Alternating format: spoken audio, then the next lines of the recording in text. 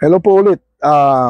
Isa sa mga pag-uusapan natin ngayon ay yung mga katanungan ng maraming user natin na ano ang ratio or paano ang paggamit ng GTO sa kanilang sedan or SUV. Okay? Dalawang pag-uusapan natin yung 4 liters engine to 7 liters engine, yung mga SUV. Okay? Now, ito po yung ating ratio or in the first treatment natin, ang requirement po namin, ang recommended po namin to address the three major issues ng makina is this. Kailangan yung gamitin yung tatlong produkto natin. Ang major issues po ng makina is number 1 is yung langis. So kailangan natin i-treat yung lumang langis nila para buhayin natin. Okay? Wala na pong draining. Tandaan po natin yan. Hindi na po tayo nagde-drain ng lumang langis. Provided wala pong hinalo kayong additive sa inyong langis. So ang unang-una po, ang gagamitin natin ay ang GTO Classic.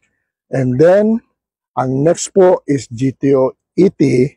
And then, ang next po is itong GTO Max. So, sa first treatment ng sedan at saka SUV, ang recommended po namin ay itong tatlong product na to address the major issues ng makina nila. Now, on the next treatment, isang bote na lang po. Tandaan po nila, isang bote na lang ng GTO Classic. Ngayon ang tanong, what if kung ang sasakyan nila is more than 7 liters or sinasabi na 8 liters, 16 liters. So ang gagawin na lang po natin, ganito lang po. Kunyari 16 liters yung engine, ibig sabihin yung mga forward or yung mga malalaking sasakyan nila. So kung 16 liters engine, i-divide lang natin into 8 kasi ang bawat bote ng GTO po ay katumbas, ang kaya niyang i-treat ay 4 to 8 liters maximum. So meaning, pag 16 liters yung kanilang sasakyan, divided by 8, so 2. So meaning, dalawang set ang gagamitin nila on the first treatment. Then the next treatment, dalawang bote na lang ng GTO Classic. Klaro po? So ito po yung ating gagamitin. GTO Classic, GTO ET, and GTO Max. Sa first treatment, itong tatlo. The next treatment, itong isa na lang po. Okay? Now, maraming salamat po dahil alam ko ang iba kasi nagtatanong, ito pa pala bago ko makalimutan. Sabi ng iba, baka pwedeng classic na lang muna. Pwede naman po.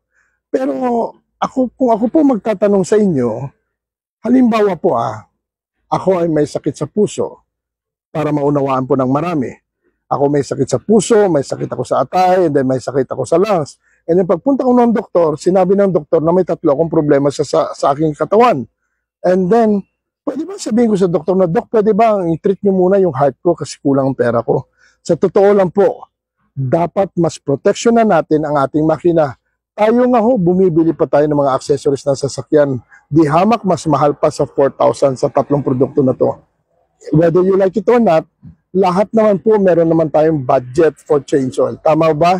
Kasi hindi po natin maiiwasan yan. Dahil pag hindi tayo mag-change oil, sisirain po ng makina ang langis natin yung makina natin. So, meaning may budget po tayo.